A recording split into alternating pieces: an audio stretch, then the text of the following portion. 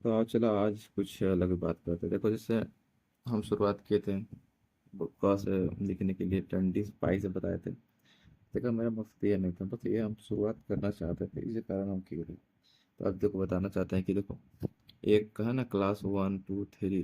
किसी बच्चे का अगर विकास होता है तो जीरो से ही होता है। तो हम सोचे कि जीरो से शुरुआत करते हैं, चलो देखते हैं। उसकी शुरुआत वहीं से करते हैं, इसलिए हम वहाँ शुरू किए थे। ऐसा नहीं है कि मैंने जो पहला क्लास का बच्चा था यूट्यूब पर आके ये वीडियो देखेगा पड़ेगा, ऐसा कुछ नहीं था। तो मेरा मकसद मतलब हम शुरू करना चाहते थे, बोलने भी मतलब सीखना चाहते थे कि थोड़ा कैसे वीडियो बनाते हैं, कैसे करते हैं, क्या दिक्कत होती है, जिस कारण सब चीज़। तो देखो आज हम कुछ और बात करना चाहते हैं कि देखो, हमने 1 से लेकर 2 क्लास तक के लगभग मतलब बताया कि अगर पहला क्लास और दूसरा क्लास से जैसे कोई बच्चा है तो उसको क्या क्या चीज़ आनी चाहिए, क्या क्या चीज़ आनी चाहिए ना, पहला क्लास और दूसरा क्लास के बीच है, उसको क्या क्या आनी चाहिए। हमने क ख ग पढ़ाएं, पूरा हम या तक पढ़ा दिए, आ ई पूरा पढ़ा दिए। उसके बाद वो पढ़ाने के बाद फिर क ख की भी पूरा पढ़ाएं।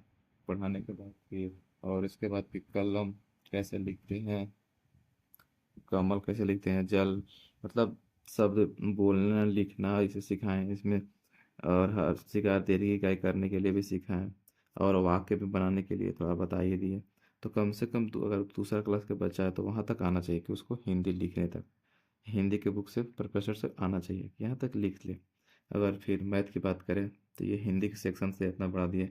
मैथ के सेक्शन से बात करें तो उसको 1 से लेकर 100 तक गिनती आनी चाहिए, और कम से कम 20 तक पहाड़े आ जाने चाहिए, जोड़ने आने चाहिए, और घटाने भी आने चाहिए पूरी, गुना करने के लिए भी आनी ही चाहिए, और भागा आना चाहिए, इतना आना चाहिए कम से कम।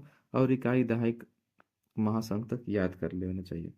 काहे कि अगर इतना नहीं करोगे तो फिर दूसरा क्लास में होती इकाई दहाई गुना भागा जोड़ घटाव नॉर्मली आ जाने चाहिए। इसके बाद फिर अगर इंग्लिश सेक्टर से आए तो इंग्लिश में एबीसीडी पूरी आनी चाहिए, ए फॉर एप्पल, बी वही सब भी आनी चाहिए। के से क, के एच ख, जी से ग से लेके ग तक आनी चाहिए कि क ख को इंग्लिश में कैसे लिखते हैं, आ ई को इंग्लिश में कैसे लिखते हैं, फिर क क की जो होते 12 खड़ी वाली उनको कैसे लिखते हैं। इतना जब आ जाएगी तो उसमें इतना सिखा देना चाहिए। फिर राम लिखना, श्याम लिखना, नाम लिखने के लिए आ जाना चाहिए, है ना। वन 1 2 3 4 भी आनी चाहिए कि इंग्लिश में 1 2 3 कैसे लिखते हैं। तो इतना कम से कम 2 क्लास में है तो आ जाना चाहिए कि लिखना पढ़ना मतलब आने थोड़ा बहुत आ ही जाना चाहिए इंग्लिश में और हिंदी में तो कम से कम। और फिर उसके बाद बुक पढ़ना आ जाना चाहिए, कम से कम लिखना पढ़ना और बोलना मतलब सीख ले।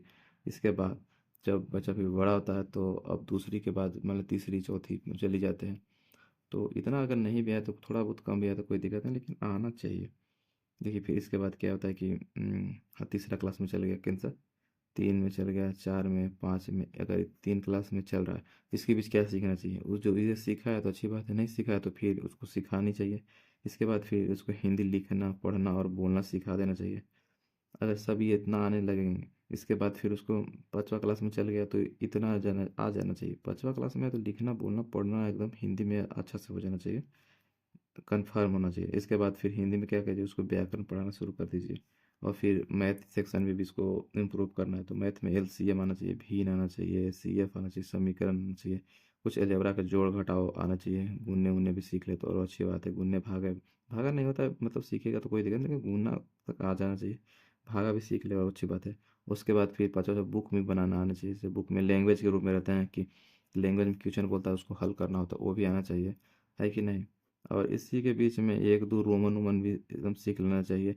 फर्स्ट इंटू लास्ट भी बनाने के लिए आ जाना चाहिए। खास करके अगर 8वां क्लास तक चल गया तो फिर ये सब आने चाहिए, एकदम पूरा नॉर्मली बुक किताब से सब बनाने आने सीखना चाहिए। इंग्लिश सेक्शन की बात करें तो लिखना पढ़ना और बोलना सीख लेना चाहिए 8वां क्लास जाते जाते। 8वां क्लास में जाने जाते पूरा सीख लेना चाहिए, कम से कम लिखना पढ़ना और बोलना। भाई कुछ शब्द लिख दे और पढ़ भी ले और बोल भी ले।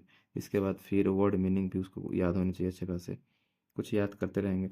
फिर ट्रांसलेशन भी आना चाहिए। 8वां क्लास में जाएगा तो छोटा मोटा ट्रांसलेशन पर जो या टेंस तो आ जाना चाहिए, कम से कम टेंस, टेंस तो कम से कम सीख लेना चाहिए उसको। उसके बाद फिर ग्रामर में भी पढ़ाएंगे बाद में कि ग्रामर की कैसे होते हैं। तो ग्रामर उमर भी और पढ़ना सीख लेना चाहिए। उसके बाद देखो 7वां 8वां 9वां 10वां तक अगर 8वां तक क्लास में ये सब आ जाना चाहिए कम से कम। जब 9 10 की बात है इसमें देखो 6वां 7वां 8वां हो गया ना, इसमें बुक होता है विज्ञान सामाजिक विज्ञान सब इसमें ऐड कर लिया जाता है। संस्कृत भी थोड़ा बहुत पढ़ाना शुरू कर देता है, लेकिन अगर नहीं भी पढ़ा तो कोई बात नहीं कि हिंदी इंग्लिश और मैथ और साइंस और सोशल साइंस, ये 5 बुक मिलते हैं। और इसी 5 बुक को पढ़ना होता है, समझना होता है। यही 9th 10th में चल जाओगे तो इसमें साइंस में भौतिकी, रासायनिक, जीव विज्ञान, 3 को अलग अलग बन जाते हैं, है कि नहीं। 11th 12th में चल जाओगे तो फिर आर्ट्स लोगे, साइंस लोगे, कॉमर्स लोगे। और फिर 11th 12th तक तो साइंस तो पता ही है, 12th तक चल जाएगा तो भाई बहुत अच्छे से आनी चाहिए 11th 12th तक पढ़ना। इसके बाद ग्रामर बहुत अच्छे से कंप्लीट हो जाना चाहिए तुमको। ग्रामर के लिए कुछ कंप्यूटर भी 12th में सीख लेना चाहिए। और सेल्फ परफॉर्मेंस बढ़ाने के लिए जैसे म्यूजिक, डांसिंग, कुछ कुछ अपने एक्टिविटी, खेलना कूदना भी सीखना ही चाहिए। यहाँ तक एकदम कंप्लीट, कम से 12th तक अच्छे से पढ़ाई कर लेना चाहिए लोगों को। इसके बाद फिर ग्रेजुएशन में चल जाओगे, कोई सब्जेक्ट लोगे, एगो मेन सब्जेक्ट लेकर फिर ऑप्शन लेकर पढ़ना शुरू करोगे, तो इतना में तुम आगे बढ़ जाओगे। इसके बाद फिर ग्रेजुएशन में ही रह कर तुम कंपटीशन की शुरुआत कर सकते हो कॉम्पिटिटिव एग्जाम के लिए। उसके बाद तुम railway, SSC, banking, defence line, army है था ना, नेवी, एसएससी, एसएससी के थ्रू आता है, अर्धसैनिक बल, ये सब में घुसना। अब जिस सेक्टर में तुम्हारा गोल हो जाना चाहिए, तुम्हारा क्या क्या गोल है ये चुनना चाहिए कि हमको किस लाइन में जाना है, क्या करना है। बहुत सारे होते हैं क्षेत्र। तब इस पर अब बात आगे करेंगे, ठीक है ना। आज के लिए इतना ही, धन्यवाद।